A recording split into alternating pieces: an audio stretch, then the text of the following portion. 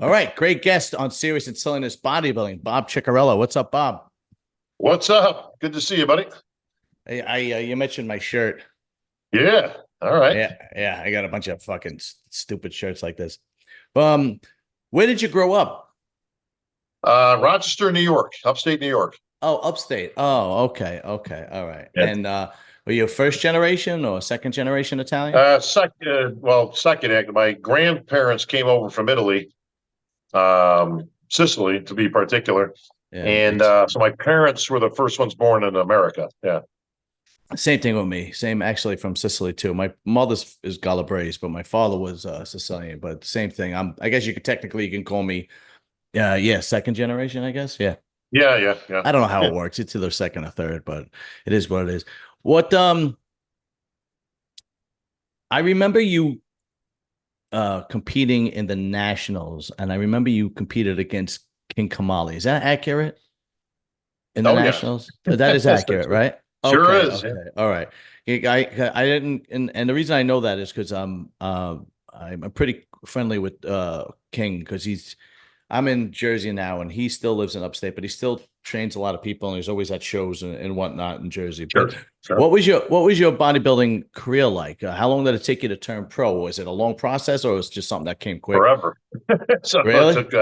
I have the distinction of I think still having the longest tenure as a nationals competitor. It was just a roller coaster, honestly. I got in at a young age. I won the. I'm not going to bore you with all the nitty gritty Details. because it's a long career and I'm old. But I competed as a teenager from 13 to 19, placing second to my good friend Sean Ray at the teen nationals. Hmm. From that point, went to the juniors, won the juniors in '87, made my pro debut, made my national debut at the '87 nationals. Where a guy named Phil Hill ended up winning our class, and Hmm. actually Sean would win the overall, beating him. From that point, it was literally a series of ups and downs. 87, 88, 89, 90, 91, anywhere second place, third place, fifth place, second place. And then after that, I just hit a big bump in the road where I started changing stuff because I wasn't winning. So Hmm. it's like, well, I must be, have to make some changes here, right? I'm not winning, not turning pro. And Yeah, the more right. changes I made, the worse I got. And All right. I was literally better, John, when I knew nothing. When I was an idiot, young kid, didn't know shit from anything, I was way better. Mm. Ignorance truly is bliss. The smarter I got, the more I started researching things and looking into things. Well, why this and maybe that? Maybe I need to be more smarter when it comes to nutrition. And I literally got worse and worse and worse. I was better when I didn't know any better. Coming as a young, I'm 21 years old at the nationals, back then. Right. So long story real short, it took me some years, with some mostly lows. There wasn't really any highs in there until Mm. '99 when I kind of made my comeback. Got my stuff together and took second to King at the Nationals in '99, and then I won the USA in 2000, the same year. Open. Oh, the next year, 2000. Oh, yeah, there was no masters or anything like that back then, right? No, no, this was Yeah. It's so no, and much. I make Yeah, that it was distinction so. because Yeah. I had to beat, that was legit. Like when I say legit, there was no Masters Pro cards, there was no nothing. I'm 34 at the time, which was considered old back then, which is kind of funny because most of the pros now aren't turning pro until they're 35 to 40. But Right. yeah, I got my pro card in 2000, moved out to the coast, living the dream, competed as a pro, and that was it. Here I am. Two things. One, I'm interested in were your parents supportive? Because my father like didn't even care that I like I Yeah, so, compete. I only being yeah. Italian, like it was like, nah, what are you doing? You got to go to work. You don't lift weights Um, and go on stage. They were very supportive. When I first started, you got to remember the time frame here. Again, I'm a little older than you. I'm a Hmm. lot older than you. So I started in the '70s. My first contest was in '79, actually, at 13 years old. Oh wow. So they had concerns like any parent would, I think, with a 13-year-old that wants to lift weights. A lot of the wives' tales, the misconceptions Oh back yeah, then yeah. were still, it's going to stunt his growth. You're going to be muscle bound, or like he's gay. I mean, all these, weird things that went on back then because nobody knew nothing about bodybuilding, right? It was a Right. very, very subculture type sport. Pumping iron just came out, '77. The Hulk was on, TV with Lou Yeah. Ferrigno and all that. I was a huge comic book collector, big time into superheroes and stuff. And that's where I kind of got my start in bodybuilding. But once they seen that it was something that I was interested in, I educated them a little bit as I would go. They became very supportive. They went to every competition I ever had, pretty much. Yeah. They were supportive from my first teenage win in 1981 to my last win as a as the Masters world champion, my last show, and then I hung them up. Yeah, it's funny. It's like, excuse me, coming from like first generation, second or whatever.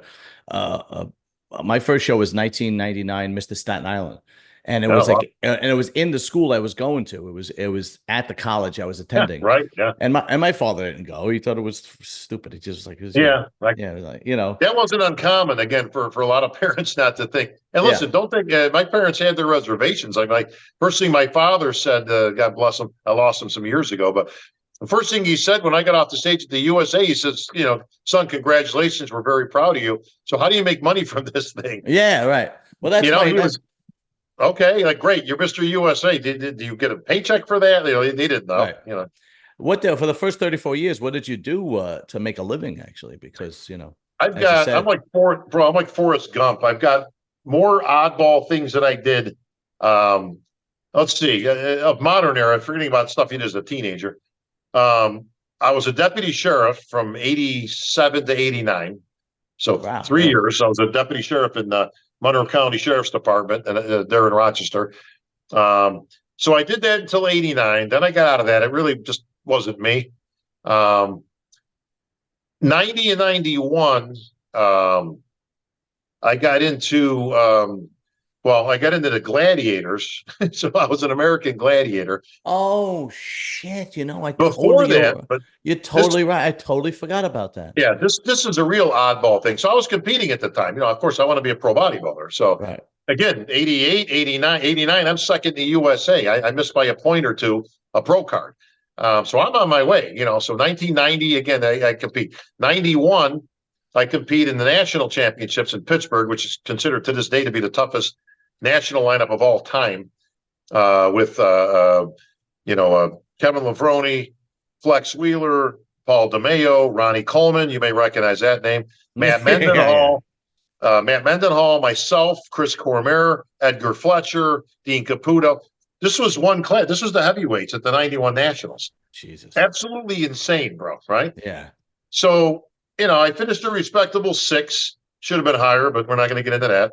My mother thinks I should have won, of course. Yeah. So after that, it was, okay, what do I do here? I'm still, clowning around. I'm still trying to be a pro. I got the call. I was actually, this is a real oddball thing.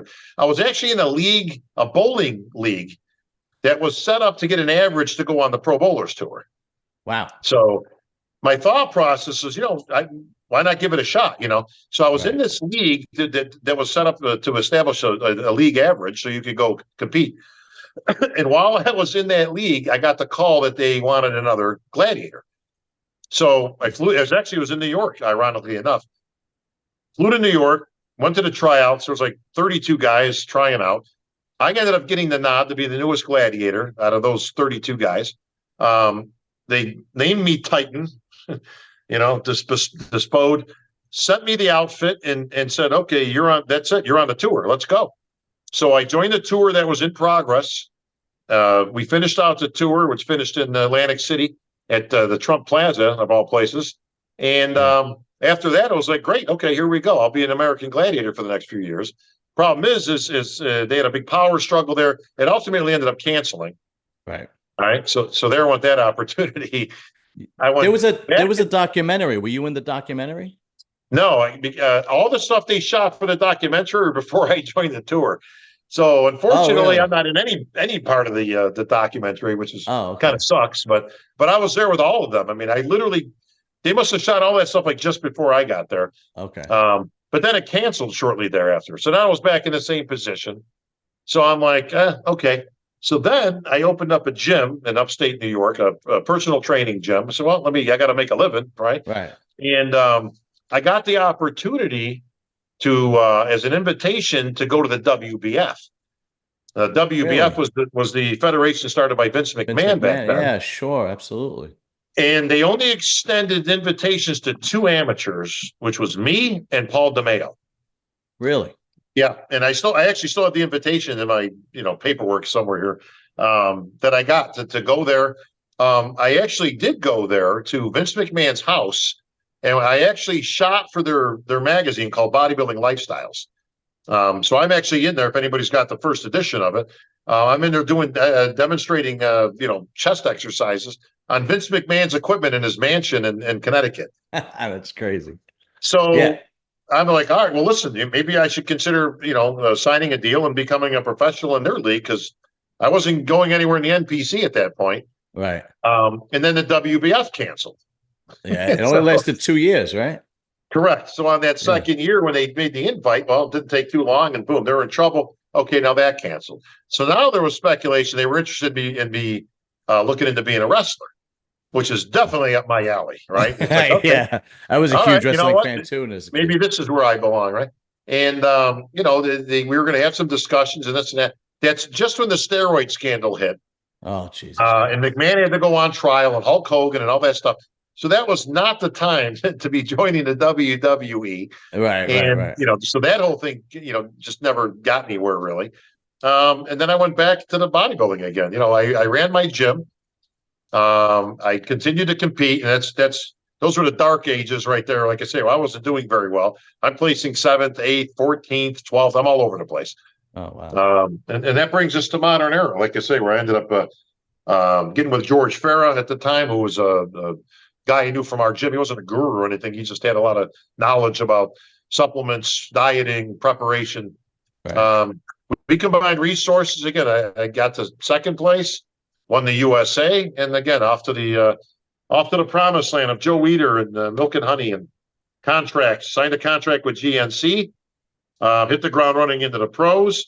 Signed a contract with Bodybuilding.com, and I was the face, the poster boy for this obscure little company that nobody ever heard of called Bodybuilding.com for the next 7 years. Wow. All right. So it's great that you got all the contracts and endorsements. How did you do as a bodybuilder and as a pro? I did okay. I mean, I never had any intention, because I got such a late start. Unfortunately, I missed some of those good glory days that I should have been out there competing as a pro, but I was still struggling as an amateur. So I got my pro card at 34. I competed until I was 40. I think I did reasonably well. I had some decent finishes. I took some runner-ups. Right. The Southwest Texas runner-up to Darren Charles, Night of the Champions runner-up to Marcus Rule. Really? Or as I like to refer to that, Beauty and the Beast. Yeah. Take your pick as to who's who. And qualified for the Olympia, competed at the Olympia.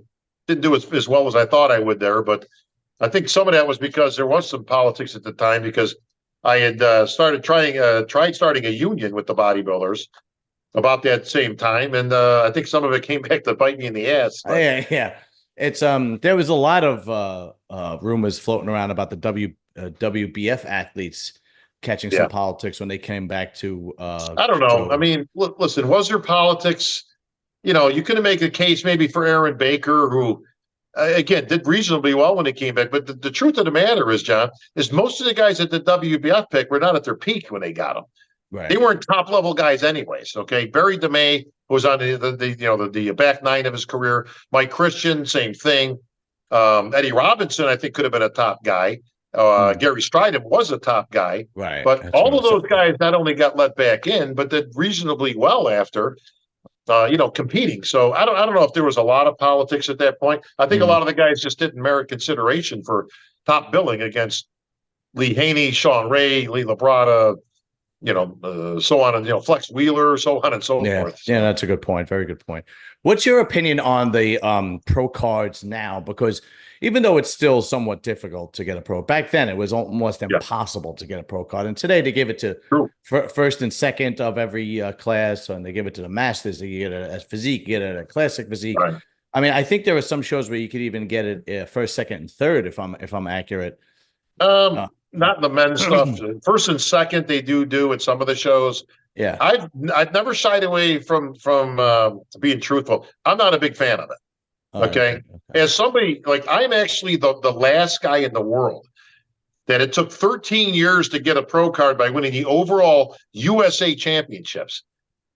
I'm the last guy that would ever advocate for somebody to get one placed in second, being a master's, right? Right. It took me 13 freaking years to get there. Okay. So look at, I pride myself in the fact that it took that long and I never quit, right? Never doubted myself. I just literally put my nose in a grindstone and eventually I got it. So yeah, I'm not a big fan of, I think Masters Pro card should be to compete in Masters shows. I really don't like the idea of a second place pro card. And I don't like it for a good reason. You lost a show. Yeah, it's a good point. Yeah, right. I mean, imagine this conversation, right? You're on the plane with your trophy, and the guy who knows nothing about bodybuilding, hey, what'd you win? Well, I took second place at this thing. Oh, well, that's too bad. Too bad you didn't win. Oh, that's okay. I still got my pro card. Yeah, well, how did you get your pro card? Well, they gave it to me too. But you lost. You got beat. Yeah, I know. Yeah. You know what I mean? You realize that I agree. Just a couple of years ago, you could get from 0 to the Olympia without ever winning a show. That's a very good point. Yeah, you're right. Up until and I always thought that was weird. Like it's like, well, shouldn't you have to win something to get to the Olympias? But when we had the point system, you could literally second place your way to the pros. Yeah. Get there on points and then step on the Olympia and never have won a pro show in your life. I've never been a fan of that. Yeah, that's actually a very good point. This is just my opinion. I think what happens is I think they open it up, the pro card thing. I think it's a money thing. Bodybuilding is a business. They get more money, for more athletes entering shows and pro shows, more athletes buying pro cards. I get it. But at the same time, I work on all sides. So I get the money. I've been a promoter. I put on shows. I'm obviously a part of the pro league. I've been an athlete in the pro league. I've been a pro. I get it. I get it from all sides. I get the money thing. I get it's a business. I get that. I still think I would like to see them dial that back. Yeah. To winner's only. You have to have won. Forget about second place. Shouldn't even be disputed. Masters stuff, like I said, if you win a Masters show, you get a Masters pro card. You can go compete in Masters shows. But no, that should not entitle you to step on an open stage. I think it brings the whole thing down a little bit in terms of, the level of competition. You should maintain an integrity of being an IFBB pro. Yeah, I think the attitude is, the cream is still going to rise to the top. Yeah. That's probably the attitude as far as the logical explanation. The best guys are still going to be the best in the IFBB. That's true. And I don't think it's going to change anytime soon. Although I do agree with you. Because like, for example, like, Mark Lobliner won the Masters and became a bodybuilding pro Masters, and Dave Palumbo never won a pro card, and they had this little dispute recently, and what's the dispute? Because Mark was saying that he never turned pro, and it's like, well, I mean, the era that he was competing in was the same era as you. It was almost impossible. Yeah, a lot tougher. That's not even debatable. And listen, I've had my back and forth with my love-hate with Dave. We respect each other at the end of the day. But, listen, we've had some knockdown drag-outs over there. Mark, I really don't know in any way, shape, or form. So I don't really have anything to say on him. But, yeah, you can't compare these eras. No, it's not even close. Like, I mean, I just went through this, as you know, with all this Phil Clahar stuff, which I'm sure we'll touch on. Yeah, where he's throwing out some stuff like that because he doesn't like what we had to say, which has nothing to do with what the subject was. But don't compare eras, bro. It's like, look, I respect you. We can agree to disagree on certain things. Again, we can have that debate. But there is no debate on this earth of anybody that knows anything of what they're talking about, that the bodybuilders of the 90s and early 2000s were better than the bodybuilders today. It's not even disputable. Again, that 91 Nationals I just put out, I did a show, I don't know, 6 months ago, whatever, where I actually took the 91 Nationals and I was going to compare it to any modern day Nationals in terms of competition, right? And the funny thing is I literally could not find any Nationals to compare it to. That it was such a joke in terms of, like, I couldn't find any competition, that I actually changed the premise of the show and I took the 91 Nationals and compared it to one of the Olympias. And I got to be honest, we fared pretty well against the Olympia lineup, and this was the Nationals. It was a lot tougher back then. It's not even disputable to anybody who knows bodybuilding. Yeah, Excuse me, sorry. I just worked 12 hours. Sorry. So, so I'll agree with you on that lineup for the Nationals was nasty. Just it was unbelievable. I even though I do believe that the 90s were the golden era, I think in general the bodybuilders are becoming generally better. They're bigger, they're rounder, they have to come in harder. I mean, if these guys don't have striations in their glutes and hamstrings, they don't even get looked at. You know, Yeah, but unfortunately, it's not better, John. you don't It's think it's not so? a better. It's not as deep. Certainly, it's not anywhere near as deep as it was years ago. And again, we're talking about a very special era where you had some talent. The talent pool has been watered down a bit. That's to nobody's detriment. We don't take away from anybody. It's not their fault, right? Who you compete against. You're only be responsible for yourself. But make no mistake, you could take any lineup from that era of Flex Wheeler, Kevin Levrone, Sean Ray, Chris Cormier, on and on and on, and put them up against anybody today, and they're going to fare well. The difference is with any of these guys today, not any of them, but you know what I mean. If you put them back there, how would they have fared? And then it becomes a debate where you're like, well, listen, the game has changed immensely, but you're only as good as whoever you're competing against. And when you put that type of a lineup up there, Yeah. you get from any Dorian Yates, Nasser Al Sambed. I mean, are you kidding me? I mean, a few of these guys could have been able to go back in there. Some could have, Well, not all. I think every sport has this conversation, right? You have it with LeBron and Michael Jordan. During Michael Jordan, Yeah, of course, I remember working as an apprentice as an electrician because I'm 48, so I'm not that young, right? yeah, But I remember working as an apprentice as an electrician, and and there was a guy comparing Wilt Chamberlain to Michael Jordan, saying Michael Jordan is nothing compared to Wilt Chamberlain, right? So I think it's a generational thing. I try to keep because that is my generation. I mean, I look, those guys, Sean sure. Ray. Sean Ray, I know is not the most likable guy in the world, but I would be lying if I said he wasn't the bodybuilder I admired growing up. I Sure. absolutely looked at a picture of Well, him and John, wanted to it's work it's out like it's that. very unfair to compare eras. Like they say, like, Right, oh, who's right, right, better, right, Arnold or Ronnie Coleman?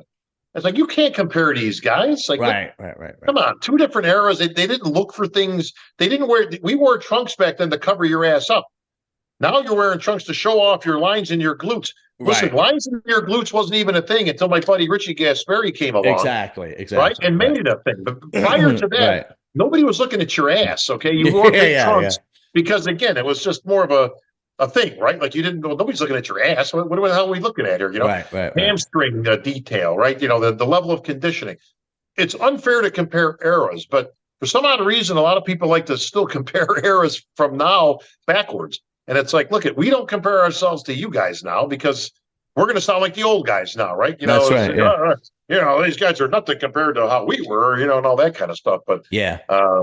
I'm sure you've got some burning questions, bro, as to this week's events and things and stuff. And what can I clear up for you Honestly, that all the chitter yeah. chatter out there is Yeah. there's got to be some gold questions that you got. No, really don't have any serious questions. I mean, Phil is a good friend, and he comes on my show every week. It's a show called Muscle Talk. It's him, Dorian Haywood, You're talking uh, about Phil Clahar. yeah, Phil Okay. Clahar, Jason Owens comes on, Okay. Bo Lewis, Luke Mon. So I Hey, get tell Jason I said, hey man, we got some good time together back in the trenches. I will. Yeah. Yeah, he's a great dude. But Phil is a friend. But yeah, he was offended by what you and Sean said. Yeah. He came on my show Why? afterwards, and I So, think I honestly I think it was basically I all right. Here's what I think, in my opinion. This is just my opinion. yeah, You're sure. the you're the athlete's rep.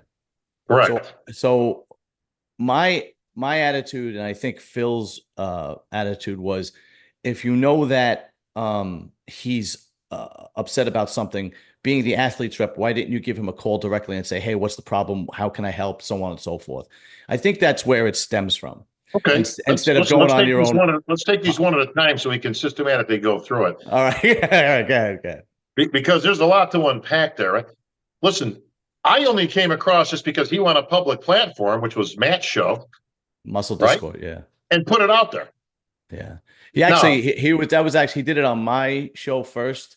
Matt's a I've much heard bigger you've done it show. on Ron's show, your show, this Yeah, show. I don't know. The first that came across my plate was Matt. was from Yeah. Matt's show, was from Muscle Yeah. Discord. Oh, Okay? Matt's got a much bigger show than me and Ron. Yeah. I mean, whatever. Listen, it doesn't make any difference, right? Listen, Right. comparatively to the big podcast, we're all small, so it doesn't make any difference. But yeah, but the bottom line is he opted to go on a public platform and alleged conspiracy and wrongdoing from Tyler Mannion, who we called out by name, and that they should have considered his past accomplishments on stage on a show.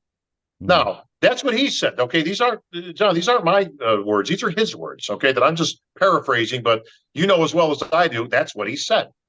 Now, if Phil Clahar had come out on anybody's show and was bitching and complaining that he didn't win or he didn't get called out in this or he thought he should have been better or whatever, he got overlooked.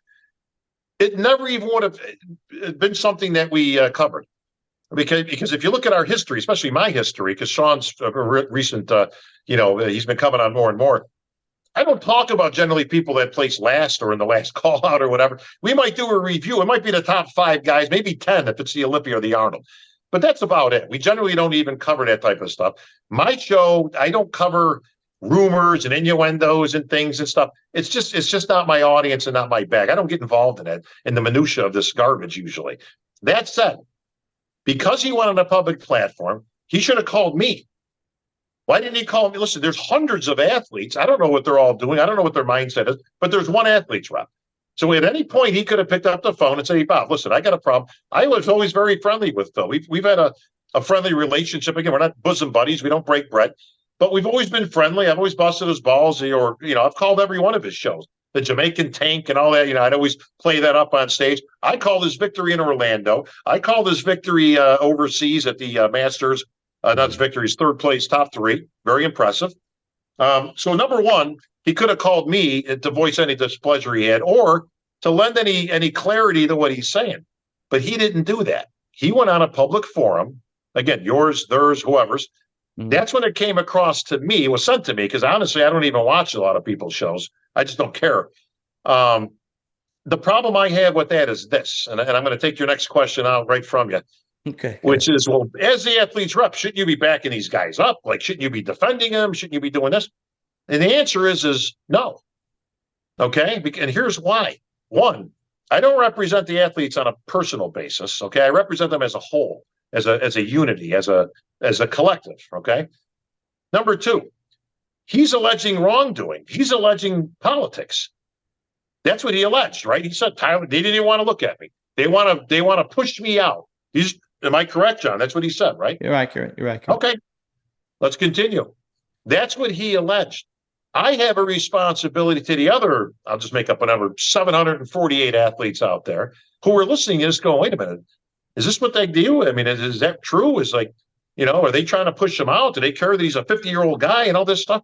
So no, I didn't. And listen, we didn't badmouth him.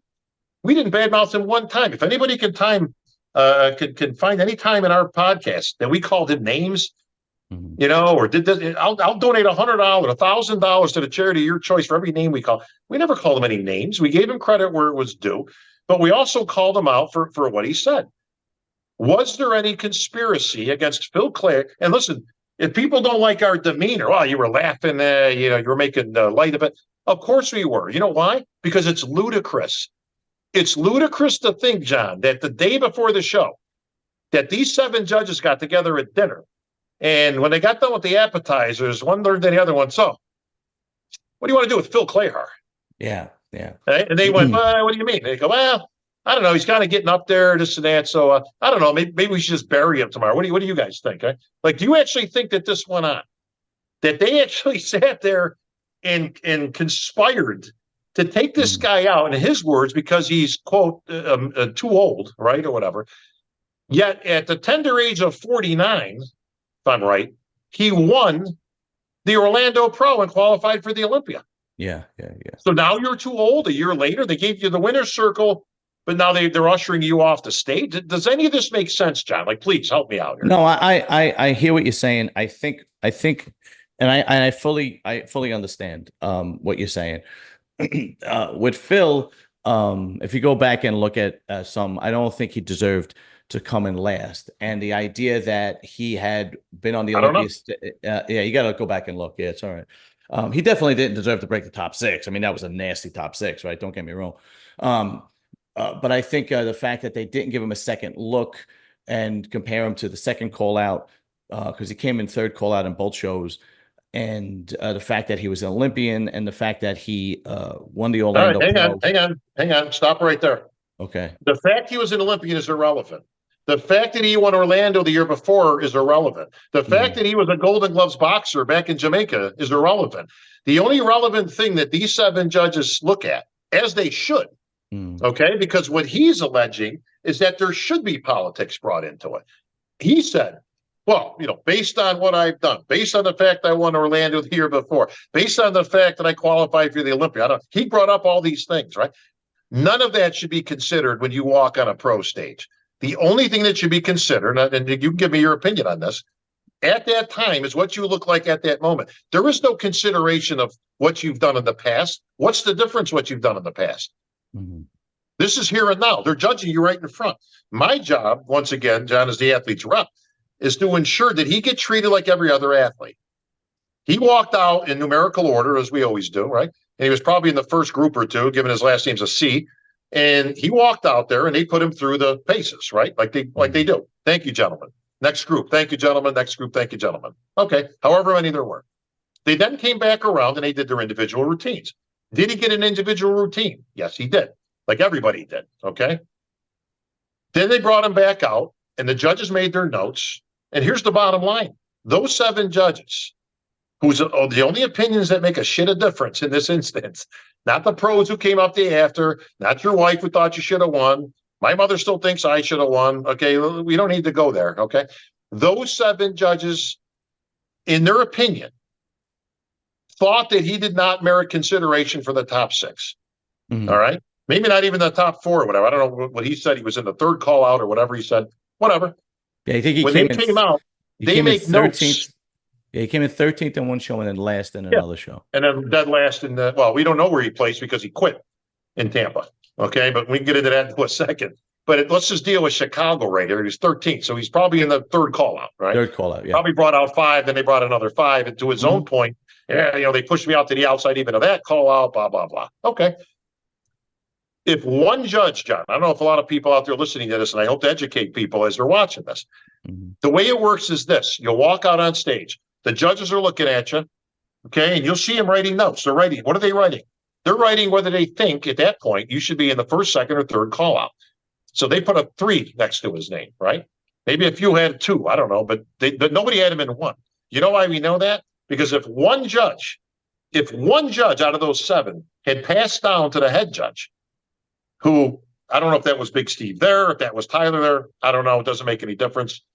But the bottom line is, and sometimes the head judge, by the way, to all listening, sometimes the head judge doesn't even vote. Sometimes the head judge is only collecting from the other judges, but they don't actually vote in it. Was that the case? I don't know. But again, irrelevant whether he did or whether he didn't. The bottom line is if one judge out of the 7 passed down Phil Clahar's number, he would have been called out. That tells me he was 0 for 7, okay? Not one judge in there.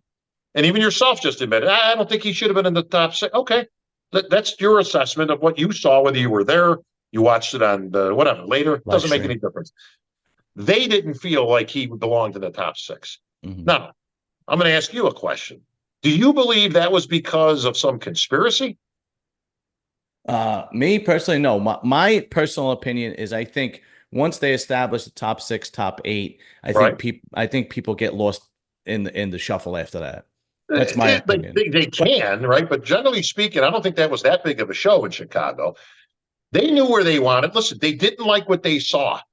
Okay, that's the bottom line. Okay, they didn't like what they saw from Phil in comparison to whoever he was standing next to. At no point in that process is any judge, and I'll speak for the judges in this case, did any judge think, yeah, but you know what? I don't think he looks particularly great, but you know what? He won Orlando last year. I don't think that ever came up in any of their fucking minds, right? I don't think at any point, John, did any judge in there, again, I'll speak for them, think, you know, I don't think he looks that good, but I got to be honest. Isn't he like 50? Yeah. Why are we even bothering with this guy? Like, get rid of him, right? I don't think that ever went by anybody's mind. And Phil's always been a nice guy. It's not like he's an asshole or people dislike him for any good reason, right? He's pretty Right. much unassuming. I mean, he's under the radar for the most part, but no, none of this happened. They Yeah. didn't like what they saw in comparison to the other guy. You know what the reason he took 13th is? Because they thought 12 guys were better than him. That's it. Yeah. I have seen in the past where a guy has, competed for years, and I have seen where they kind of like give him a second look, or maybe place him a couple of places higher than he should deserve, and so on and so forth. I mean, listen, we could dispute that all day long, whether a guy Right. got, listen, I've seen athletes that I thought were given a nice gift on the way out. Oh yeah. Yeah. Yeah. Former Olympia champions, which I won't mention by name, but maybe No, they it's the got a truth. Yeah. consideration. Listen, did Yeah. Dexter Jackson get a consideration in the top 10 of his last Olympia? Maybe. I Yeah. don't know. I don't particularly have any problem with that per se, because you can make a case. What you can't make a case for is that somebody that they had in the third call out was comparable to somebody in the top 6. And I put this challenge out to Matt, who I just talked to earlier today. And we're cool. Listen, we hashed it out, had some fun on his podcast. Matt, who from Muscle Matt Discord? from Discord, yeah. Oh, okay, okay, okay. So Yeah. I want to challenge anybody to this. Pick Chicago or pick Tampa, whatever. Take a picture of Phil and all his mandatories and put it next to the guy in 5th. And that's all you got to do. Just take that time if you want some homework. Put that together. Put them in the top 5, like they used to do in the magazines and stuff, right? And then we can all sit there. If anybody's got him beating anybody, then maybe you got something there, right? But I'm pretty sure what you're going to see is that now, if there's 6 guys, he's in 6. If there's 7, he's in 7. If there's 8, he's in 8. The judges don't miss it by 10 spots. They don't. Okay, we can dispute second and third, first and second. John, I was at the night of the champions. I was going to call it. Talk about old school. I was at the New York Pro, and I'm watching Fitzwater and Nick. Okay, I'm right there in the front row. So yeah, I am there. Yeah, I was there too. Yeah. Okay, so you saw what I saw. Yeah. And maybe you agree, maybe you don't. I saw a very close competition. I saw a competition that, quite frankly, I had the other guy winning, right? I got Fitzwater beating him. Maybe you do, maybe you don't. I actually thought so too, to be honest with you. Yeah. Okay. I got Fitzwater winning. I got him beating Nick. It's that close. It literally could go either way, but I'm kind of edging towards Fitzwater. Okay. Now, we could dispute that all day long, whether you like Nick, you're out of your mind. But they're that close. They're that close, right? Mm-hmm. What you didn't dispute was whoever took last there, and I don't know who it is. I don't have it in front of me. Yeah. You didn't dispute that guy should have been up there with those two. You went, wait a minute, it's not even, bro, like, please, seriously? That's what it was like at that show for them judges. They didn't have him in the top 6. They didn't have him even close to the top 6. Now, it's not my fault that he didn't show up in the shape he should have, or maybe he's at a point that he's not competitive with those guys. I don't know. A year makes a big difference when you're 49, 50 years old. Is a guy that's been there and done that, I can tell you that with 100% certainty. But what I can also tell you is that, and I'll put this question to you, John. Do you believe that anybody's past accomplishments should be taken into consideration when they're standing on a bodybuilding stage? Should the past be taken in? No, I don't. But we have seen that done before. We've seen general consideration of a guy like, listen, wasn't it just a couple of years ago that Big Ramy dropped from 1st to 5th at the Olympia? Yeah, right. Now, he was given consideration because he was literally the champion, okay? Right. And the champion should get, if there's anybody that does get a consideration, it should be the champion, right? I'm trying to think of somebody, and I can't remember his Max Charles. Max Charles, who I was a huge fan of. But toward like maybe the last year of his show, I think he was in the New York Pro, whether it was this year or last year, and I think he came in like 6th or 7th, and it was his back was disappearing, and I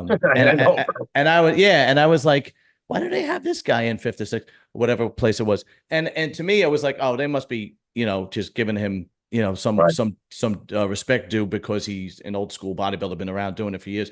And I think that's where the animosity comes from Phil, where it's like, hey, look, I've been doing this for a long time. I don't think I deserve dead last if I wasn't even in the second call out. And I think, can you at least understand how he felt disrespected? No, and I tell you what, and I don't.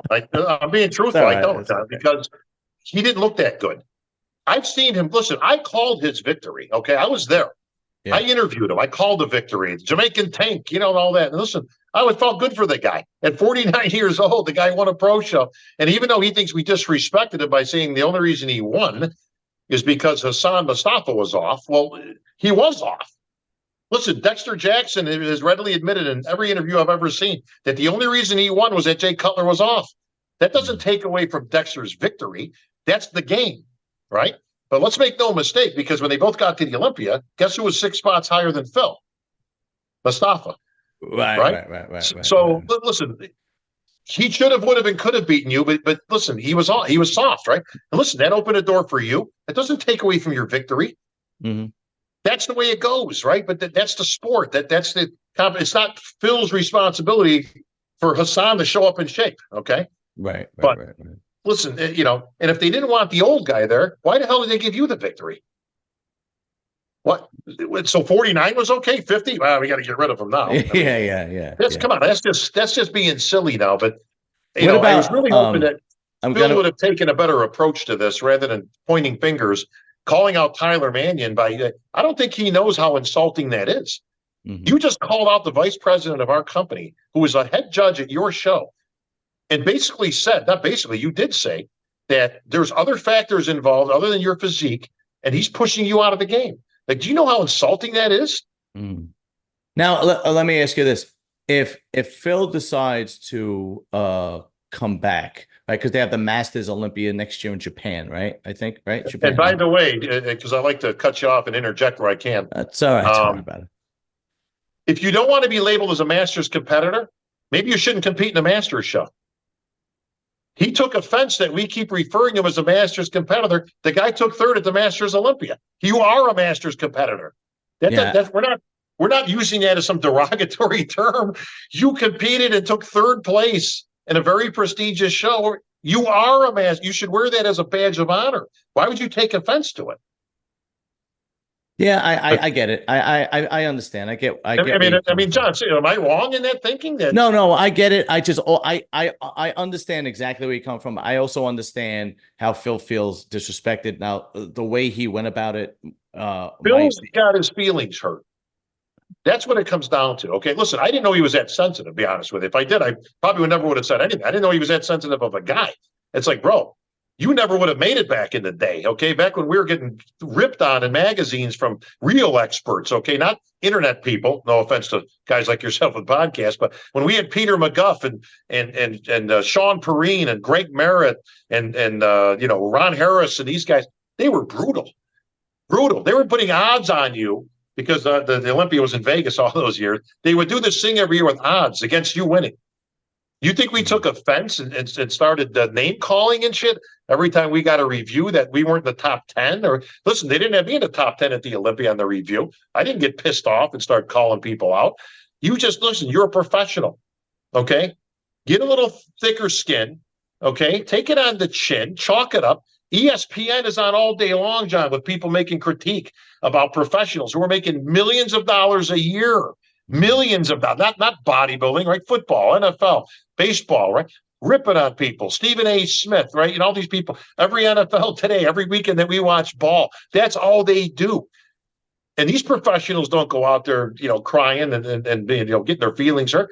Listen, suck it up, agree or disagree, have a debate about it. I offered for him to come on after calling us cowards for not having him on. I asked for him to come on, and they said no. So. I have two questions about possible politics. What I was going to go, if Phil decides that to do the Masters Olympia next year, do you think the way he came across after this year will affect his placings there? No, because the judges don't give a shit. Listen, did they affect Sean Ray's place? Sean was the most outspoken person that there is in the history of bodybuilding, right? And Lee Priest. Both of them won shows. But now, listen, could you make a Did it hurt him when he should have won against Dorian? Well, I guess you could make that argument, but if you're going to screw a guy, you don't put him in second place. You know what I mean? Like we talked about the WBF guys, right? Aaron Baker took second place at the Ironman to, I don't know, Flex Wheeler or somebody, right?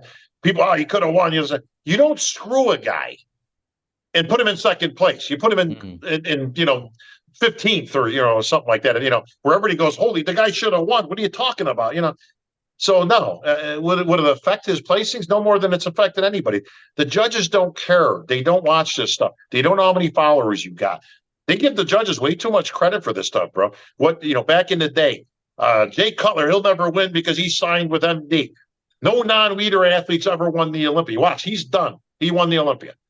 They'll never let Ronnie beat Lee Haney's record. It'll never happen. He tied the record. I mean, I can go on and on and on with. Listen, I don't agree with everything. Were there politics back in the day? Absolutely, absolutely. All you got to do is go watch the '81 Olympia. Right. And go, holy shit! What are you, Franco? Man. Like, there was a lot of politics back then for various reasons, which is a whole other show. But in today's day, the judges don't get anything more out of it. They don't know who you're with. They don't know. Rarely would they know who your trainer is. They don't know what company you're sponsored with. They probably don't even remember if they weren't even there when you won a show or didn't win a show or whatever. They don't care. If Phil decides to compete in the Masters Olympia again, which he should, listen, the guy took third place. I mean, he could have won it, right? You're in the top three. You can win. In Tokyo, with probably a whole different panel of people, when he walks on stage, they're not going to be thinking, oh, you know what? Here's that Phil Clahar guy. I guess you could take the age thing out since you're at the Masters, right? So that's irrelevant. But yeah, doubtful that they're going to sit there and go, wow, you know what? I'm going to put him in 15th, because I don't think he's good. They put him in third there last year, deservingly. He was good. Listen, he was a damn good bodybuilder. Yeah. In that category against those guys. Right. Against the open guys, the last two shows, not so much. And by the way, if you're going to wax on about being a professional, and, he said something to the effect of, I almost walked off the stage because I felt disrespected and blah, blah, blah. Then he didn't show up at night. Probably the most unprofessional thing you can do. You got one job as a pro. Show back up at night, win, lose, or draw. That's being a professional. Quitting isn't. Mm-hmm. Do you think social media following has anything to do with politics in bodybuilding? Like, for example, I think Regan Grimes is like 2 million Instagram followers. Yeah, ridiculous. What show does he win in? I don't think he competed this year, but last year, he won. But I'm just saying, it just in general. Do you think that affects the judges in any way, shape, or form? Great question. I think it's a problem, but not in the way that you're asking it. All right, I think social media is a problem for a lot of reasons, which I'll go into in a second. Do the judges know who's got the most followers and stuff, or base anything on that? No. Listen, Phil himself is saying that they didn't even take in consideration his past. Okay, so clearly they're not looking at any of that stuff, right? They don't care about your past. They don't care that you won Orlando. They don't care if you were in the Olympia or whatever. They're judging on what they see at the time. I can guarantee you they don't even follow most. They don't care. They don't give a shit how popular you are. And again, by evidence that the most popular guys that we have don't particularly do any better. If anything, Regan is a great young talent. I think he's a good kid. I think he's got a hell of a physique. I think he can do well. But for all his followers, why would they care? There is no social media box between the symmetry, posing around, and the mandatories. Okay, I don't remember seeing the social media box there. Where I think it's a problem, John, is something I've speculated out there. Me and Sean actually just did a show earlier that'll be out tomorrow. Mm-hmm. Social media has become a crutch for these people. Not just Phil, not picking on him. Okay, we don't want to go there. For a lot of them, and I see this all the time. You surround yourself with yes people. You surround yourself with your fans, your family, your friends. And if anybody comes out against you, you block them. You don't want to hear that noise. Oh, that's happened to me. Yeah, that's happened to me. Yeah. Right? But this is, listen, we're being real, right? Yeah. So the problem is in society as a whole, let alone, our bodybuilding world. These people have insulated themselves. They've wrapped themselves up in bubble wrap in this safe space. All right. And now it's all about feelings. Look at the conversation we're having. Well, he felt disrespect. Well, his feelings were hurt about this. This is a pro sport, for God's sake. We're not talking about your feelings. This ain't the left people. I expect that from the Democrats, the left. Feeling. Yeah. In the great words of Ben Shapiro, my facts don't care about your feelings. Yeah. This is a pro sport. They're judging you on your physique and your they don't give a shit about any of that stuff. But the problem, John, is in today's day, social media is a very big problem. Okay, especially when it comes to this sport, because everybody is fake. Everybody's enhancing their photos or photoshopping. There's nobody I like better than that guy Goob out there. I don't even know his real name, but that guy who calls out everybody on the Photoshop and shit. Right. Absolutely fantastic. I love it because he just exposes these people for being fake. But surrounding yourself with 5,000 of your closest friends and only listening to the people that got good to say, while sticking your fingers in your ears going, la, can't hear you, can't hear you, can't hear you. You're not doing yourselves any favors now. You know who you should be listening to? Experts who don't have a horse in this race. Right, I don't have a horse in this race. Sean didn't have a horse in this race. We're reporting on what we've seen and what the judges called out. But no, we're not your friend, okay, in that instance. You're his friend. You can sit there and tell him, look, Phil, maybe you should have got this or, because you're his friend. I get that. Again, my mother, my family, they couldn't understand why Ronnie Coleman beat me at the Olympia. I don't understand. Yeah. I don't get it. You're way better looking than this guy. Yeah. It's like, I mean, my mother, he's just so big. I mean, I don't like, Mom, it's a bodybuilding show. Yeah, I know. Right. Okay. Listen, he was better than I was. It's okay. Don't worry about it. But no, that's a big problem, John. It's a big problem because these athletes have put themselves in a position that they can't take constructive criticism anymore. Yeah. No, I agree. I've gotten Martin Fitzwater blocked me actually when last year when I think it was last year when he got arrested. He got. I don't even know about that. Let me tell you, we called out Martin Fitzwater last year when he made those stupid comments, and I like Martin. I mean, he's a nice guy. He's done very well this year. Really brought his physique up. But when he made those stupid comments against it wasn't Andrew Jack or something. Andrew Jack and Nick Trigilla, listen to me, and Nick Walker. Yeah, certainly not Nick Trigilla. Yeah, but yeah. Whoever it was, he called him something like he looked like a bag of chocolate milk or something. It was like one of the dumbest comments I ever heard. And we called his ass out on it and gave him all kinds of shit for being unprofessional, for basically being a poor sport. Right? It's like, don't start calling names to these competitors. The competitors aren't voting. He's trying to win like you are. Okay? You want to point fingers, point them at the judges, which is what Phil did, right? But it's like, okay, well, point the judge, point them at maybe that they don't come up with stuff like of a conspiracy nature. It makes you look foolish is really what it does. Again, there was no contrived effort. I guarantee you there was no effort. Why would they want to get, I still ask this question. Nobody's been able to answer it. Why on God's green earth would they want Phil out of the IFBB? For what reason? Yeah. I look, I don't know. I don't know either. I just think he just felt disrespected, and I understand where you're coming from. I also understand where he's coming from, and he wasn't disrespected. Yeah, he just wasn't. Felt disrespected. He was judged and he was compared, and those 7 judges didn't think he was that good on that day. It's got, again, when you start bringing in other factors, and this is what I would have hopefully had a conversation with Phil about, or if he called me beforehand and had a private conversation, I would have told him, Phil, it doesn't make any difference if you won the Orlando. Again, stop bringing it up. It makes no difference what you've done in your past. You stepped on stage as competitor number, 26, okay? Right. And that's what they looked at your physique and they went, I've seen him better. Or next to these guys, no, like you said, top 6 was pretty good, right? You said yourself, well, it was pretty stacked, whatever. Okay. It was. It's conceivable. Would you feel better if instead of 13th, you were 11th? 9th? He probably would have felt better. I went to shows to win, bro. I went to shows. I didn't give a shit whether you know why? Because 9th and 15th, they all paid the same. 0. Right. All right. You know what? We beat a dead horse. I don't want to talk about this anymore. What was I actually? No, the horse is live. That's the problem is we have to address it. And I want to address it because of all the idiots out there, saying stupid shit like, well, as the athlete's rep, it's your job to. No, it's my job to look out for all the athletes. Okay? So how did you become the athlete's rep? How did that come about? Well, it's a long story, which I'll abbreviate, but all right, good. I tried starting a union, okay, for the athletes. didn't get a lot of support. Had a handful of guys that were interested. Most of the guys really weren't. Didn't want to put their ass on the line. Didn't want to look out for their fellow bodybuilder. They just were concerned with their own career. The guys at the top were making money, so they didn't want any part of it. They're like, yeah, I'm making money. What do I care? The guys behind them think, well, I'm next, right? I'm working my way up the thing, man. I ain't going to jeopardize my career. They're going to get blackballed. And the guys at the bottom of the pack are the only guys that really said, well, I got nothing to lose. I'm not doing shit anyways, right? So I got very little support, despite a lot of, yeah, you're right, bro. And yeah, we need to do this and we need to band together and blah, blah, blah, blah, blah. And all it's cost them is 20 years of the same shit. Had we put together a union back then, we wouldn't be having discussions right now about upping $10,000 purses. You know what the purses were back then?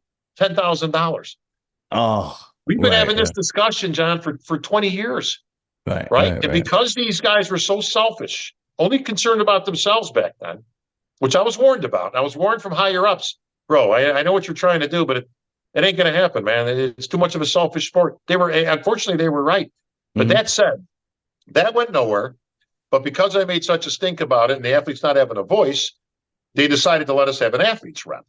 Okay. Wayne DeMillia at the time, who was the guy that was in charge, you'll recognize the name, but he told us, well, look, you go get, signatures from, 300 people or whatever. And, we'll vote whoever it is you want in. Well, Sean had just retired at the time. I was still competing. So we decided, well, he would be better, be less of a conflict if, I wasn't doing both and he's retired. Great.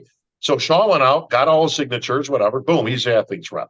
Well, it became apparent quickly that Sean and Wayne didn't really get along. And so he wasn't really getting anywhere with anything. So he stepped down. And he says, all right, you know what? Fuck it. I'm out of here. It ain't worth my time. It's okay. So, obviously I was still involved in all this stuff as I'm the one who initiated it.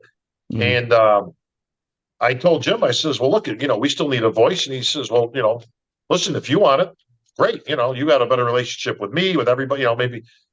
So they didn't require me to go out all these things. They posted for the job, so to say. And I'm the only one that answered the bell. So I was put in by Jim Mannion, and he says, okay, you're the rep. There you go. That was 20-something years ago.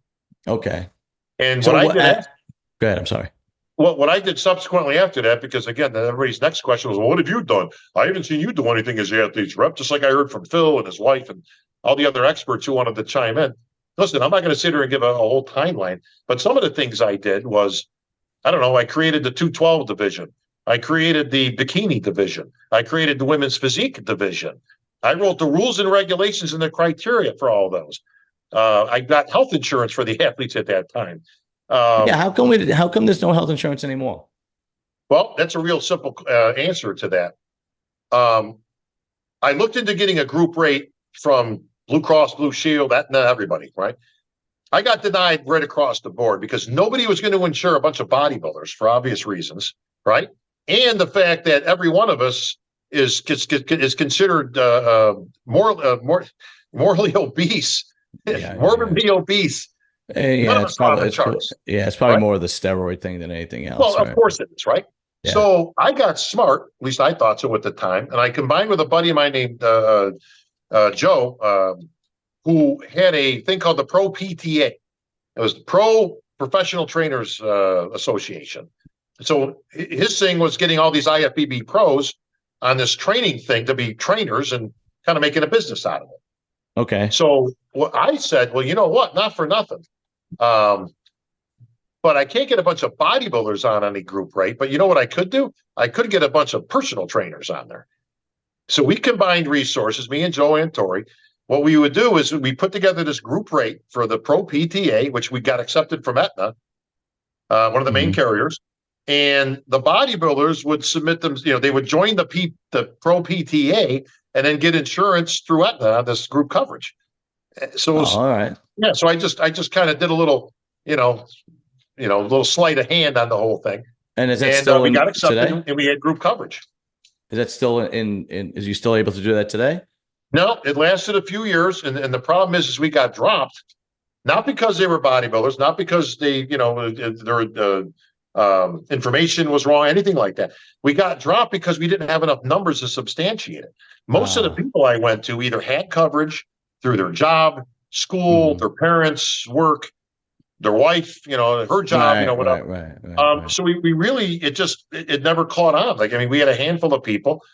We enjoyed it for a couple of years, and then we got dropped because we didn't have enough people in the group to substantiate a group rate, which is what they Right. paid it on. So, but anyway, I put that together. I've written letters for athletes overseas to come to the United States on behalf of the IFBB. I got a guy back in the league. I actually wrote the reinstatement papers for a guy you might have heard of back in the day. His name was Lee Priest. Yeah, that guy, right? I got banned for life. He didn't get banned for life. I wrote his reinstatement letter to Jim Mannion and got him back in the league. He was Right. back in the IFBB when he decided to not compete. Yeah. And that was it. Like, you just never, his pro card ran out the following January, and that was it. That was the end of it.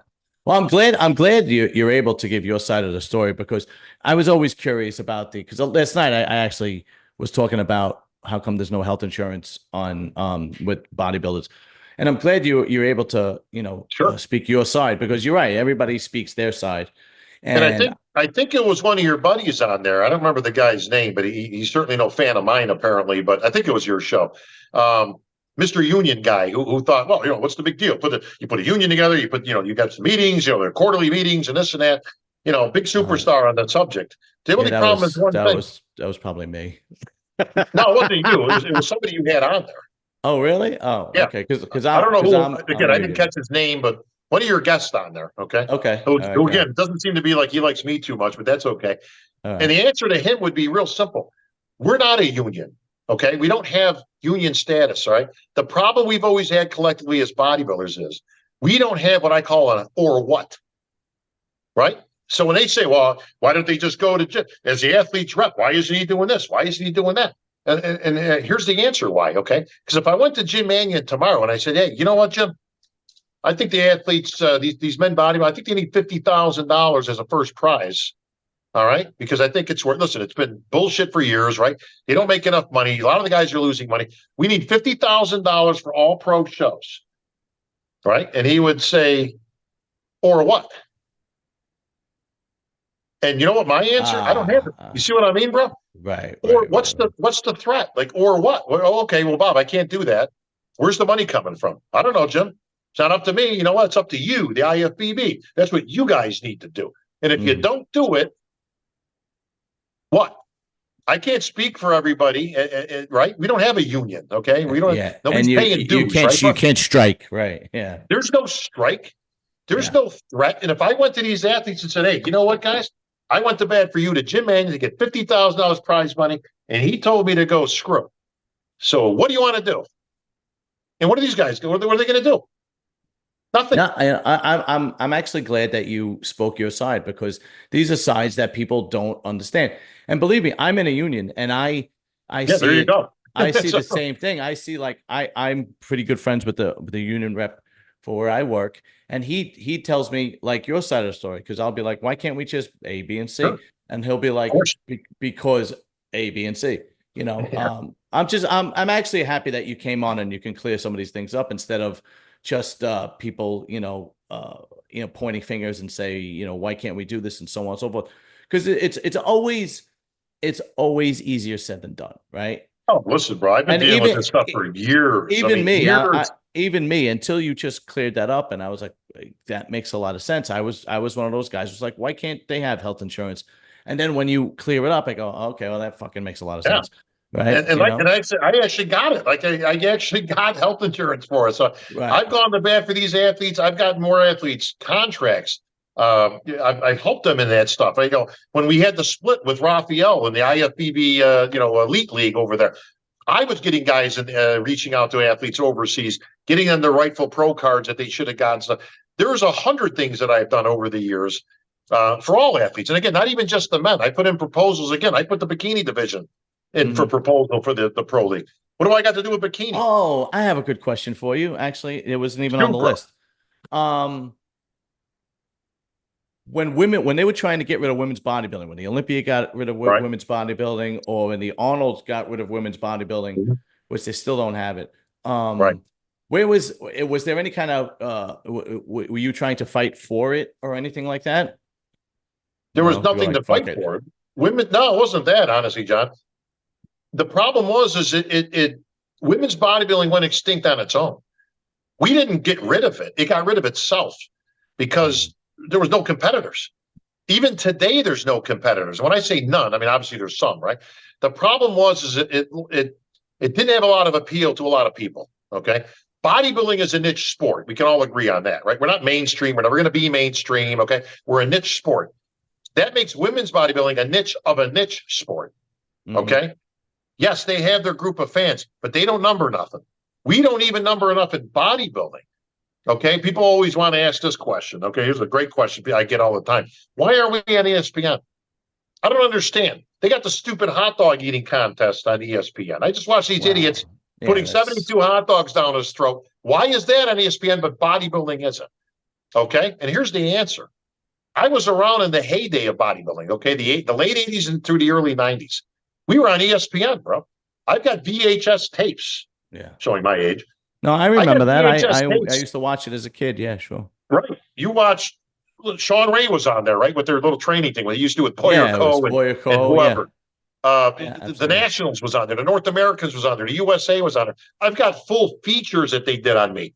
Because obviously I was one of the top contenders at the time that I could show you. They did me and Johnny Morant, right? And all these other guys that were competing for the pro card. And that had primetime coverage on ESPN. People say, well, I don't understand. They had it then. Why did it disappear? If you know anything about TV and ratings and the Nielsen's and things like that, the reason that we got axed was we didn't have the numbers to support it. Okay? If you own a television entity like ESPN, right, you're selling time. That's how you make your money, commercial time, right? So listen, bodybuilding was fairly new to the public at that time, and ESPN was kicking ass, and they said, yeah, we'll put you in. Okay, great. Let's see how you do. Well, guess what? We didn't do anything for numbers. When it came back and they said, how'd they do? They only got 300,000 on that thing. Well, what'd this thing get? They got 13 million. Right. Okay. Right. That's how it works, okay? So we didn't get the coverage that we needed from the public. You know why? Because we're a niche sport. Now you see why we're not in ESPN. You know why the Nathan's hot dog eating thing is on it? Because 52 million people will watch this idiot, Kobayashi and Joey Chestnut, go toe-to-toe and shoving hot dogs because it's entertaining. They get the numbers. How come Jake Wood was able to revive women's bodybuilding? Was any particular reason or how or way he did it? Because he was willing to put his money up to do it. Okay. There are no women bodybuilders at any local shows at all. That's true. That is true. I go to as many shows as anybody on this earth, okay, working in various capacities. It's still offered. Listen, you could still go as a women's bodybuilder and go to a show and say, I want to enter the women's bodybuilding division. The problem is there's nobody there. You might get one. Usually there's none. Okay. So to go back to your earlier question, it phased itself out after it got hardcore to the degree that most people didn't like it, including the women themselves. Okay. So it had diminishing returns when it came to numbers. It literally just phased itself out where it's like, well, we don't have enough girls. There was a time when women's bodybuilding was on its own. They had magazines. They had shows on their own. The Miss Olympia was carried separately, and it did fairly well. And all that ended somewhere in the early 90s when it got over the hump and a little too masculine, a little too muscular, and most people didn't like it. They didn't support it. And the magazines disappeared. And then we had to combine the show with the Mr. Olympia because it couldn't survive on its own. Let me ask, just to give you a little bit of history here, you'll enjoy this, but do you know why the prejudging, the men's prejudging is on Friday nights? No idea. In the old days, it used to be on Saturday afternoon. Okay. And then Saturday night was the finals. We, the collective, brain trust at the Olympia, okay, back in the day when AMI was running it, and Flex Magazine and all that stuff, we made a conscious effort. Robin Chang, who was the orchestrator back then, we had to move something on Friday night because Friday night was ladies' night at the Olympia. Okay, if you went to New Orleans, you went Friday night, it was all the women's stuff. And then all the guys' stuff was on Saturday, okay? Okay. At the Orleans, 10,000-seat arena. I don't know if you've ever been there for any of the Olympias, okay? Yeah. It looks like any arena, okay? We would fill up not even half of the floor seats, okay? Not even half. That's basically a few hundred people on Friday night at the Olympia for ladies' night. So the Miss Olympia the figure Olympia, the fitness Olympia, all that stuff. Okay. We wouldn't even fill up half the floor. Forget about the arena. There was nobody there. Okay. Mm-hmm. So we had to do something to offset because Friday night was such a loss that we were getting our ass handed to us. And we're like, well, we got to do, what are we going to do? So we moved the prejudging on for the men on Friday night to compensate for the lack of fan base that we would have for the women's. This is the Olympia. Right. It's the biggest show in the world for this. It's the Super Bowl of bodybuilding. That's why the prejudging is on Friday night to this day at the Olympia. Yeah. See, I didn't know that. No, I fully understand that, they just Now, doesn't pull their own weight. I get it. Yeah. Yeah. No, just to further one more on that, we could move on to whatever else you got. Go ahead. What I did at the time was, listen, I wasn't going to beat a dead horse. Women's bodybuilding was extinct. Okay. They didn't want it at the Arnold, got too much negative review. Sponsors didn't want to sponsor it. That's too many schmoes Okay. and stuff coming around into the stuff. Listen, that was a problem back then, right? Mm-hmm. I came up with an alternative, something we have today called women's physique. That was my idea that I came up with. I says, look, we can still have women's body. You got to repackage it. First of all, don't call it women's bodybuilding. It's like jumbo shrimp. It has an automatic negative connotation that's never going to be accepted. Okay, let's change it. My idea was, because it was dead, it was gone. Let's make women's physique a little softer, a little more with the hands, different pose, right? Little smaller scale, not as extreme muscularity. I wrote the criteria on it. If you actually read the criteria, which I wrote, it actually has catchphrases on there of things not to look for. We don't want to look for graininess. We don't want to look for dryness. We're not looking for, extreme muscularity. Right? I had all these things that were kind of built in there.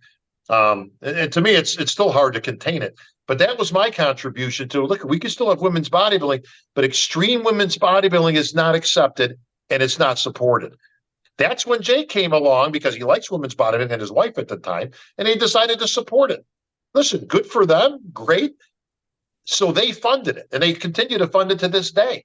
But there's nobody at the national level, there's nobody at the local level, there's nobody at the regional levels. Yeah, and we have a hard time stacking the pro division with it, still to this day. See, I didn't know that. I didn't know you came up with the idea of women's physique all because of the women's bodybuilding kind of being extinct. And I'm really happy that you came on to clear that up, because even myself, I had a biased opinion until you give me your side, and I think it's a very fair point, and you did pull your weight, and it's actually very admirable. I have two more questions. One serious question, not that serious, and one goofy question. All right, brother. But the goof, I'll do the serious one first. This has been like Neckzilla. Why does he keep pulling out of shows? It drives me crazy. He pulled out of his fourth show this year. Why does he keep training his traps? I mean, that would be a better question, right? But, bro, listen, PSA to Neckzilla, stop doing shrugs, bro. Stop. Just stop. Okay. No, listen, it drives me nuts too, because I just learned today from Matt, actually, when we were talking. So at first he was going to go into the Italy show. Then I heard he was out. Then I heard he's doing the UK show like the week after. Now I hear he's out of that. Yeah. So I have no idea what he's doing, but I've literally had to come to the point, John, where I now have to say, I'll believe it when I see it with him, because I can't put him in any show, caps that we do on the shows. I can't, we can't do a recap on a show or anything, not a recap, a prediction show, because we don't know if he's actually going to be there or not. Yeah, and he's pulled out of the Arnold Classic in Ohio. He pulled out of the New York Pro. I mean, it's just it looks to me that he just has no work ethic. Well, bro, even the stuff that came out. I'm guessing. I don't. Obviously, I'm at this point. When he said, and again, I watched the video. This is the problem I got. He's a nice guy. Number one, first of all, let me just clarify this. He's a big teddy bear. He's kind of like Big Ramy. Okay, he's just a big lovable guy. You know what I mean, and all that kind of stuff. Nice guy. He always got a smile. He's new on the scene, right? But when he came out and he said that statement at the last that his company forced him to compete, and I was like, bro, that probably not the best thing you could have said about your company. That doesn't sound very good. And I don't know if there's something lost in translation. I thought, well, because then he came out and he said, no, I never said that. But then I saw an interview with him that he said that his company forced him to compete. Yeah. And I think what got lost in the translation, to be honest with you, or at least my interpretation of it is. I don't think he meant that they forced him as if like, you better compete or we're dropping your ass. I think they wanted him to compete because they signed you, they pay you every month, and they want you to compete. Yeah, that's why they signed you, right? Yeah, right, exactly. So I think there was something lost in the translation there of, I don't think they meant force. I think they meant like, bro, we need you to step on stage at some point if we're going to be paying you whatever they're paying him. Right. And I don't have any problem with that, but it's just that he has, it bothers me so much because he has the ability to be one of the greatest ones today. And it's like you have this God, I don't know about that. you have this God. Yeah. No, I understand. You have this God-given body, right? He's a freak. He's a freak of nature, and you just have to refine it. And it takes work to refine it. And he just kind of doesn't want to do it. And it just drives me crazy. And everybody who's a bodybuilding fan wants to see him on stage chiseled and see how he does against the big boys. Everybody was looking forward to him and Hunter. And now that's listen, bro, we had this guy, he's 2.0. We had a guy just like this back in the day. His name was Victor Richards. Oh, yeah, exactly. Yeah, I remember. And Victor Richards was the same exact type of guy. Big freak, big round muscle bellies, right? Not all this muscle, right? But he could never put it together, and he never did because of various things. Now, he was kind of a weird guy. I mean, like he had some really, I've seen some interviews where he says some wacky stuff. I mean, he's just a little nutty. Yeah. Yeah, he's a little nutty, okay, but he never had it to go on. He didn't like to compete. He didn't like to diet. He didn't want to diet. He didn't want to go on stage, right? He had every opportunity in the world. And again, listen, maybe the guy could have been good, maybe he couldn't. I don't know. Okay, because we never actually saw him in contest shape. Yeah. Rubio obviously is a little, he's a step further. He's gotten to the pros and all that. I don't know enough about his work ethic because I don't really know him personally. I don't know if it's a mental thing. I don't know if it's a health thing, because I just don't have that kind of knowledge to know. All I know is you're only going to get that consideration for so long, and then people are going to start writing you off. Well, yeah, that's what's happening with me. Well, because again, you can't do a prediction because you don't know if he's going to be there, right? You can't put him in your perspective. I don't know. Maybe if Rubio, we don't know. We haven't seen him at 100%. He's only competed in one show? Yeah, Dubai. Yeah. So he's a big uncut diamond. Like we don't really know if he has what it takes or not. Mm-hmm. But he's a big enigma. He's a big question mark. It's like, well, I would love to see this guy come out. He's a freak. People love freaks. He could be one of the most popular guys, whether he wins or loses. Right. If you just don't compete after a while, just like Victor never competed. He never competed as a pro. Question is whether he even got his pro card, because that whole thing was big setup bullshit, out of Africa or something. He allegedly got his pro card at some show. Nobody really knows. All I know is he never ended up competing as a pro. Right. So sooner or later he's going to become irrelevant if he continues this on the same course. I hope for his sake and as a bodybuilding fan that whatever help he needs in the offseason he gets, and he proves everybody wrong next year, because I hate when I see people with talent, with God-given structure and God-given size, and then they just don't do anything with it. It drives me crazy. I become more of a fan. The more hardcore bodybuilding fan I've become, I started becoming more of a fan of the people that kind of worked hard at it and built themselves. Like there were people that were exceptions to the rule, that just like Nick Walker, right? I mean, he just turned pro, placed fifth at his first show, second show wins the New York Pro, just boom, right. But the guys that can't do that, the guys like, maybe a Branch Warren or a Kai Green or even a Ronnie Coleman that had to grind and grind and grind. Those are the guys I've become fans of more so. Ronnie Coleman was dead last at his first Olympia. So. Right. Jay Cutler was another guy. Right. And listen, as Ronnie likes to tell that story, he didn't complain. That was the old famous Ronnie. Why complain? You just go get better. I never said nothing. I didn't, when I was 14th, I didn't complain. When I was 9th, I didn't complain. And that's all I can think of is, we talk about the Phil Clahar type of thing and this and that. Listen, at the end of the day, Ronnie was right. Why? He didn't complain. He didn't say, you didn't hear boo out of that guy. All he did was get better. He got better and he got better and he got better. And then all of a sudden, who's this Ronnie Coleman guy that's in the mix, And then all of a sudden he becomes the greatest bodybuilder of all time. Right. I'm right with you in that. And listen, I stood next to Ronnie. We were 4th and 6th, respectively, at the 91 Nationals that we talked about earlier, although I still think I should have beaten them. But, of course. So did your mom, by the way. I got screwed, bro. I got screwed. Yeah. So one last question, man, and I'll let you go. Where do you get your suits from?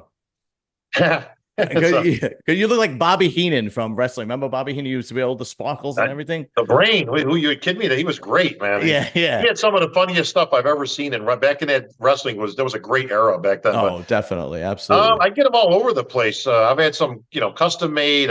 I've toned it down over the years. I don't go as crazy as I used to, but I've had CJ make me a few that does the suits. CJ, who's Um, that?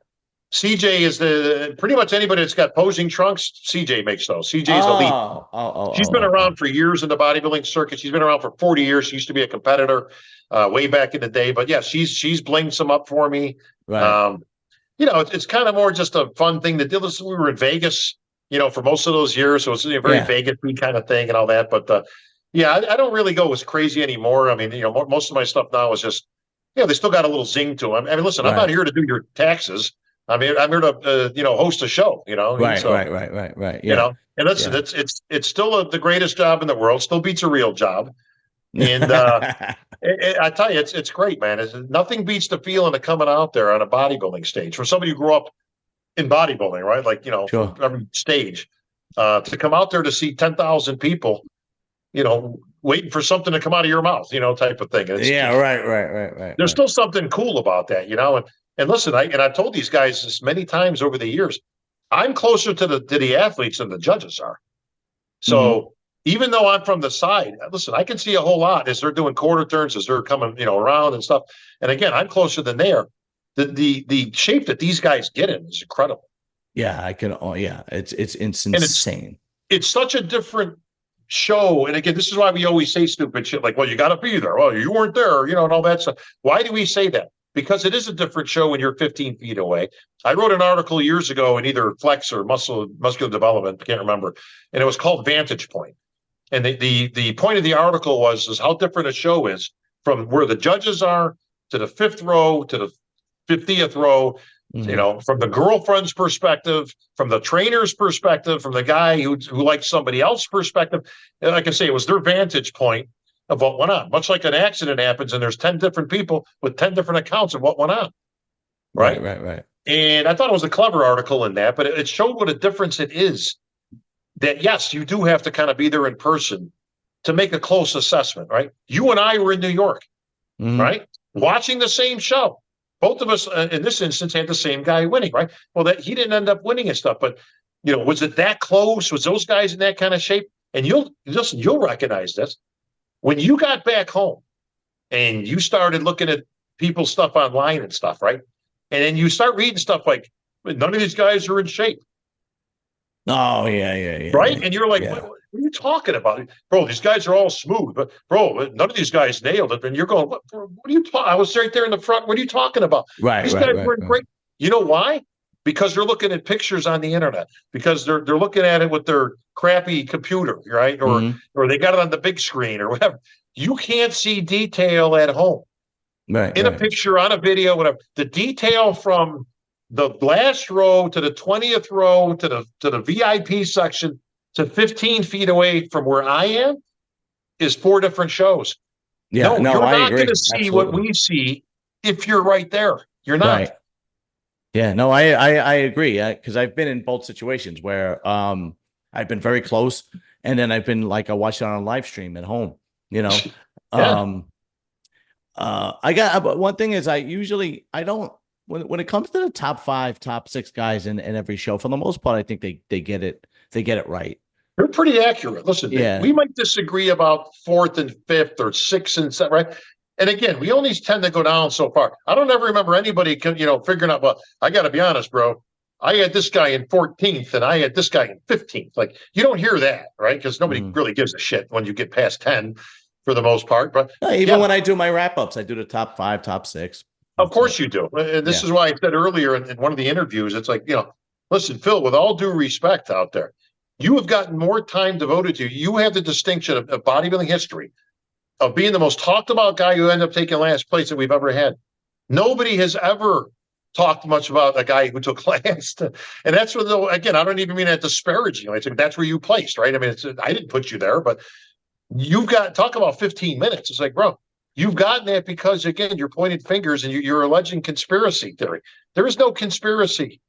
Trust me, guys. When I tell you out there, these judges don't give a shit. They don't care.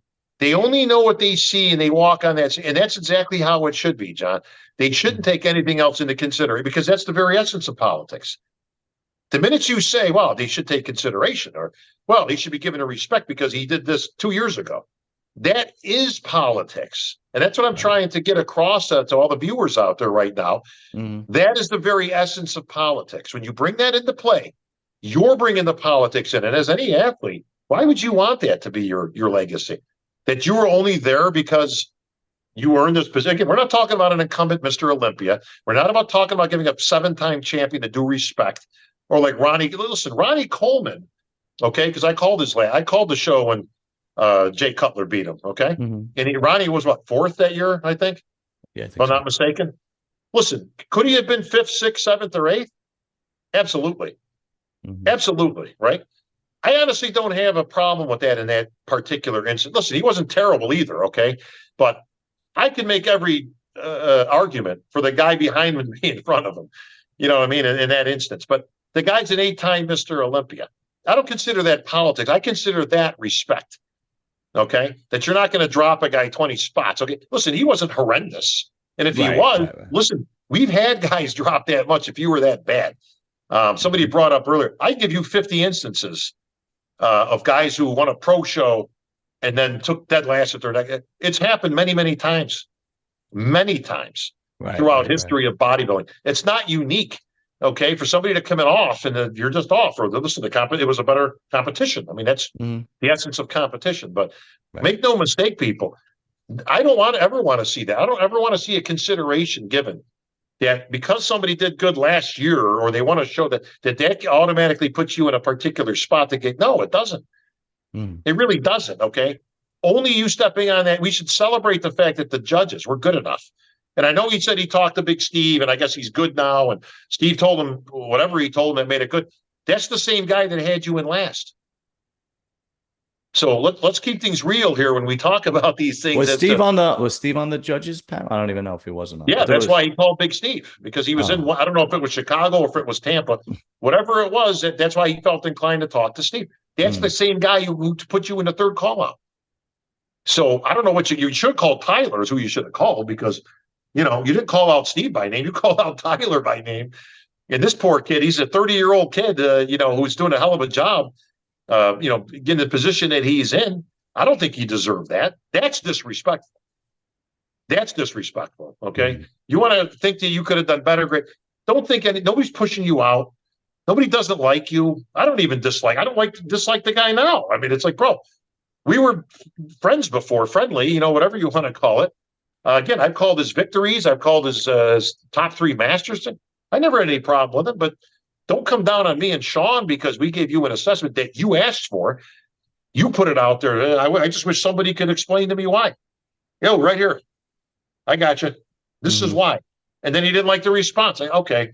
It's like, I give up, Right. So I hope this cleared up a whole lot of your questions, or if you ever got anything more, reach out, man. I'm an open book. Oh yeah, no, listen. It was just great to have you on. I didn't. Of course, I was going to ask you about Phil and the muscle discord or whatnot, but I had you on because I knew it was going to be a good interview, and I appreciate you coming on. And I actually really appreciate, aside from the Phil stuff, I actually really appreciate you clearing up the some of the athletes rep info from your side of the story, because I don't think a lot of people get your side from how you help the athletes. And I think it's very admirable. So I truly appreciate you coming on, man. Seriously. Yeah, anytime, John. Listen, if you ever got questions, you want to know how something works, you want to know some inner workings, just ask, man. Text me. You got my number, whatever.